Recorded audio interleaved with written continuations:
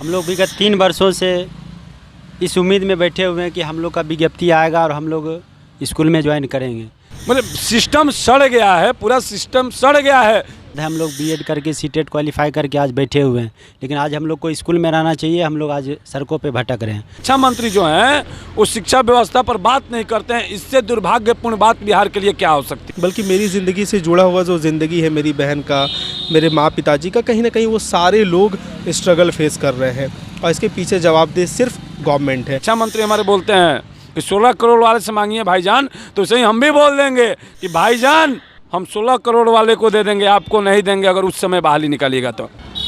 तो जैसा कि बातचीत में आपने बताया कि अभी हाल ही में आप लोग तैयारी कर रहे थे कि अनशन पर बैठेंगे, अनशन पर नहीं है फिर धरने पर है, वजह क्या है? बिल्कुल, हम लोग भूख हड़ताल पर जाने वाले थे 22 तारीख से, लेकिन जो हम लोग का परमिशन ग्रांट हुआ था भूख हड़ताल का, वो प्रशासन द्वारा कैंसिल कर दिया गया और एक जो लेटर हम लोगों ने जमा किया था उसको हमें सौंप दिया गया और बोला गया कि आपका जो दिया गया था वो कैंसिल हो चुका है। आप लगातार अनिश्चितकालीन धरना पर बैठ सकते हैं, लेकिन भूख हड़ताल पर नहीं बैठ सकते हैं। क्योंकि हमने पूछा कि आखिर क्यों, तो उन्होंने बोला कि ऊपर से आदेश है, प्रशासनिक आदेश है कि आपका जो हम लोगों ने दिया था वो कैंसिल कर दिया गया। अच्छा देखिए, आपके बिल्कुल बगल में ही यहाँ पर पंचायत वार्ड सदस्य के लोग अनशन पर बैठे हैं, उनकी अपनी अलग मांगे हैं। आप लोगों को परमिशन क्यों नहीं दी गई, इस पर कुछ कहेंगे?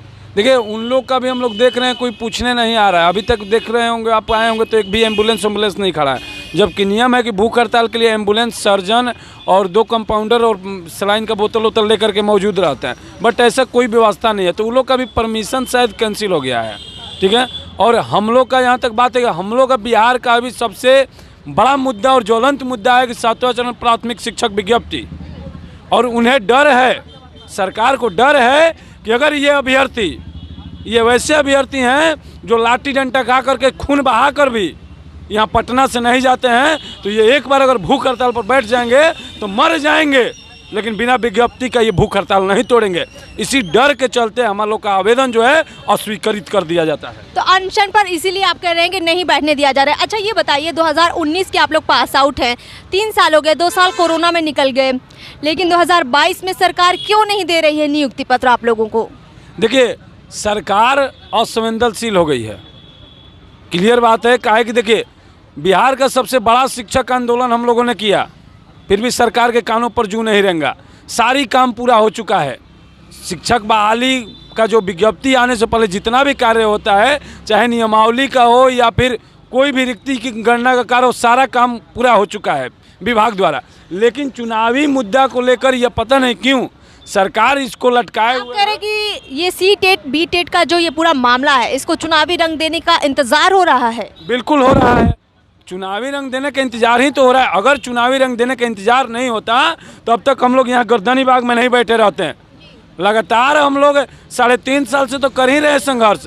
इधर इस साल में हम लोग मई से जो बैठे हैं अनशन पर या आंदोलन पर, अनिश्चितकालीन धरना पर, तब से उठवे नहीं किए हैं। 2021 मई से आप लोग कह रहे हैं कि आप कर 2022 में जब हम लोग बैठे हैं मई में, उसके बाद तो 10 दिन 15 दिन एक को लेटर मिलते गया कि कभी रिक्ति गणना का, कभी कुछ का। उसके बाद बीच बीच में 20-20 दिन घर जाते रहे, फिर वो काम रुक गया, फिर काम करवाने के लिए फिर आते रहे, और फिर ऐसे ही चलता रहा। और यहाँ 2022 खत्म होने को कह रहे हैं कि 8वें चरण की तैयारी हो रही है, लेकिन 7वें चरण पर कोई ध्यान नहीं। बिल्कुल, 8वें चरण का ही तो तैयारी हो रहा है कि सीटेट के फार्म भराने लगा 8वां चरण वाला।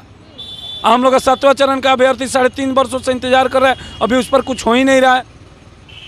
2022 चल रहा है, 2 साल बाद लोकसभा के चुनाव है, 25 में बिहार विधानसभा के चुनाव है। क्या लगता है कि ये मामला वहाँ तक खींचने की तैयारी है? देखिए, मामला वहाँ तक, देखिए कारण नहीं, आपकी तरफ से नहीं, सरकार पर आपका यही आरोप है ना कि इसको चुनावी रंग दे रहे हैं। तो क्या लगता है ऐसा क्यों हो रहा है, इतना ज़्यादा अन्याय क्यों? बिल्कुल, देखिए, कोई भी पार्टी पॉलिटिकली लोग का ये मतलब धंधा हो गया है, सीधा सा बात, कि जब भी चुनावी माहौल आता है उस समय वैकेंसी निकाल करके लोगों को खुश कर देता है।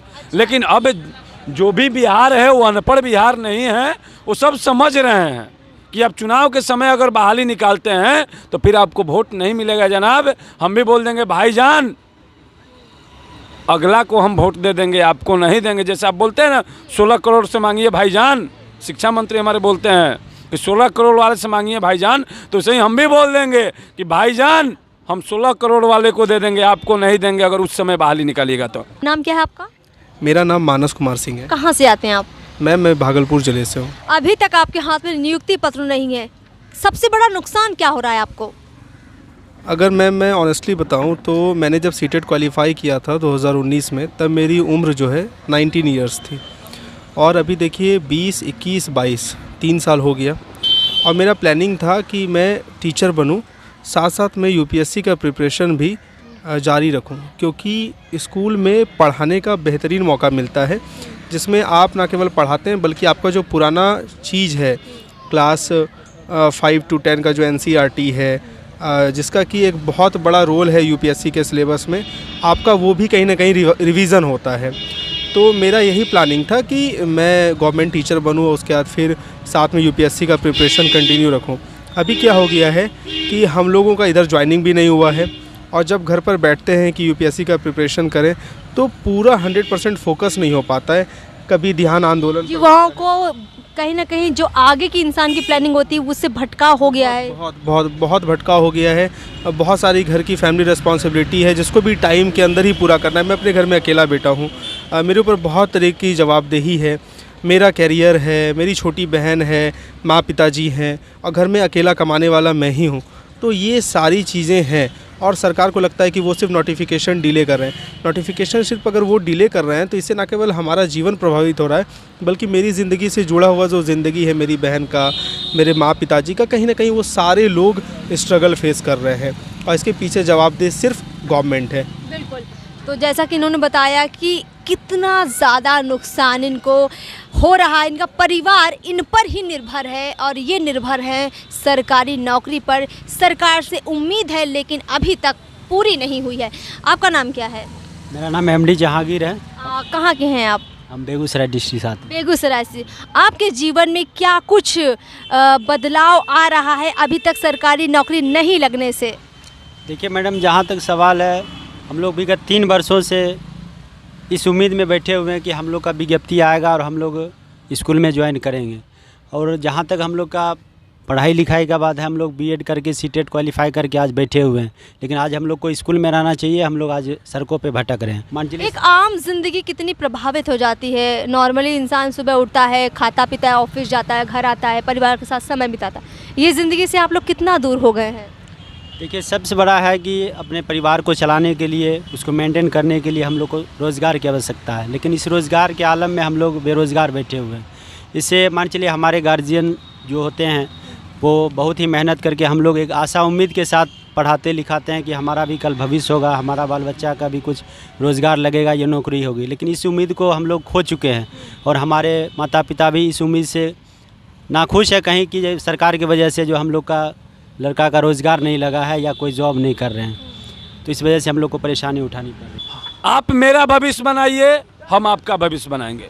हमारे नौकरी दीजिए, वोट लीजिए। बिल्कुल बिल्कुल, नौकरी दीजिए, वोट लीजिए, तभी तो पता चलेगा रोजगार। देखिए, सबसे मेन मुद्दा पूरे भारत का, बिहार का क्या, पूरे भारत का रोजगार है। आप रोजगार दीजिए। 1.5 लाख कम से कम जुआ हैं सीटेट बीटेट प्राथमिक में।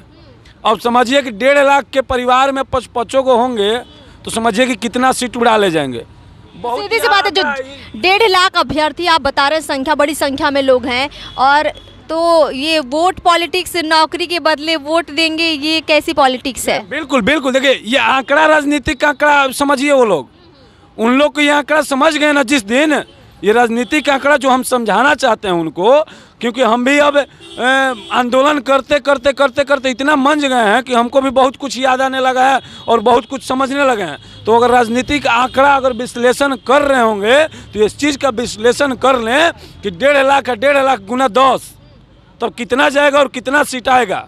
तो भविष्य बनाइए, अपना बनाना है भविष्य, तो हम लोग का भविष्य बनाइए। और अगर हम लोग का भविष्य बनाने से 2 फायदा है, एक तो आपका भविष्य बनेगा, ऊपर से बिहार का भविष्य बनेगा। अच्छा, आपसे आखिरी सवाल लेंगे। ये पूरा आंदोलन चल रहा है, लेकिन जैसा आपने बताया 1 लाख से ऊपर संख्या है अभ्यर्थियों की, गर्दनी बाग में इतनी कम संख्या क्यों है?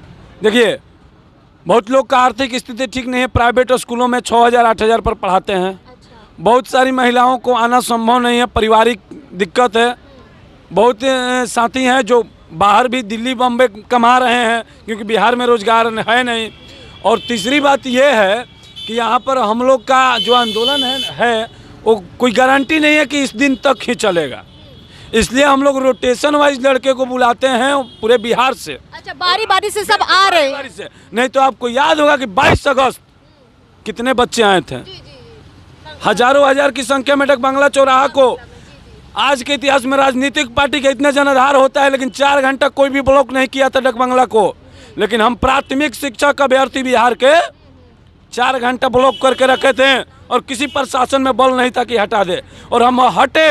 हम अपने शिक्षक मर्यादा का परिचय दिया, हम पर लाठियां बरसती रही, लेकिन शिक्षकों पर इतना अत्याचार हो रहा है, क्या ये राजनीतिक तौर पर ही सारा मामला लग रहा है आपको कि ये सिर्फ राजनीति हो रही है? मतलब सिस्टम सड़ गया है, पूरा सिस्टम सड़ गया है। एक बात बताइए, शिक्षा मंत्री जो हैं वो शिक्षा व्यवस्था पर बात नहीं करते हैं, इससे दुर्भाग्यपूर्ण बात बिहार के लिए क्या हो सकती है। शिक्षा छोड़ के हर कुछ पर बात कर लेंगे। सामाजिक सौहार्द बिगाड़ने का सामाजिक कल्याण मंत्री का है। अरे भैया उसी तब मंत्रालय में चल जाइए ना आप। तो फिर आप शिक्षा मंत्रालय का आप कभी बात कीजिए। आप कभी भाई इतना दौरा किए क्या, कभी प्राथमिक स्कूलों का दौरा किया? शिक्षा मंत्री ने कभी संज्ञान नहीं लिया आपकी समस्या पर? बिल्कुल, हमारी समस्या छोड़िए ना, पूरे बिहार का शिक्षा व्यवस्था पर नहीं लिया। एक बात बताइए कि इतना रैली किए, चुनाव जब मंत्री बने हो तो बहुत सारा रैली किए। एक बता दीजिए किसी भी स्कूल का दौरा अगर किए हो, अगर ये किसी स्कूल का अगर एक दौरा कर देना, उस स्कूल का 7 पीढ़ी सुधर जाएगा।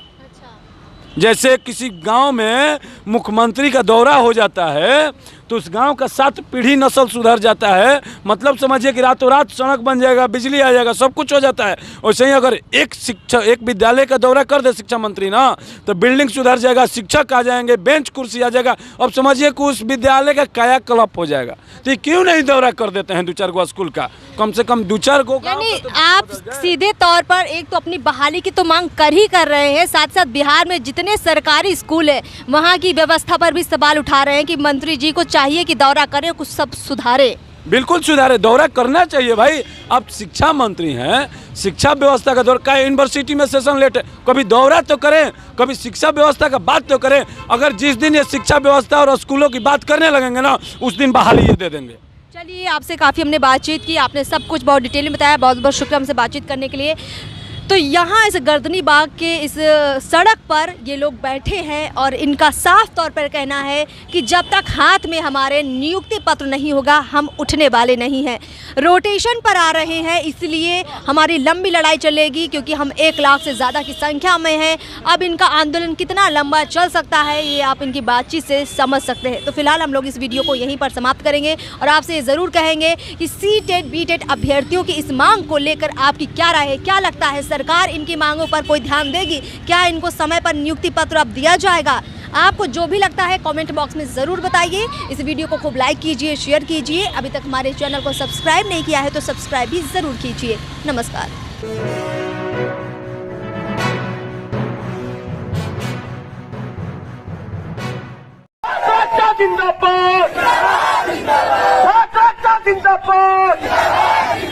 नोटिफिकेशन जारी करो, नोटिफिकेशन जारी करो, मुख्यमंत्री शर्म करो, शिक्षा मंत्री शर्म करो, मुख्यमंत्री शर्म करो।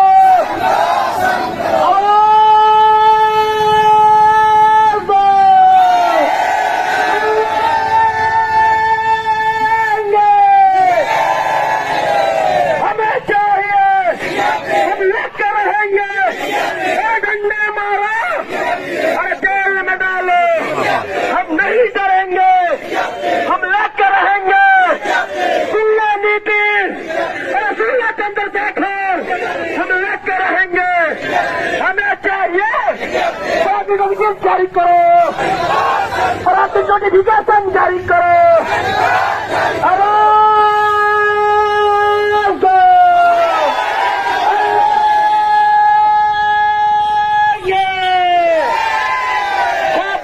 जिंदाबाद, मुख्यमंत्री शर्म करो, शिक्षा मंत्री शर्म करो, शर्म करो नहीं तो टूट पड़ो, शर्म करो नहीं तो टूट पड़ो। इसी के साथ हम लोग अपने अपने जगह बना के थोड़ा थोड़ा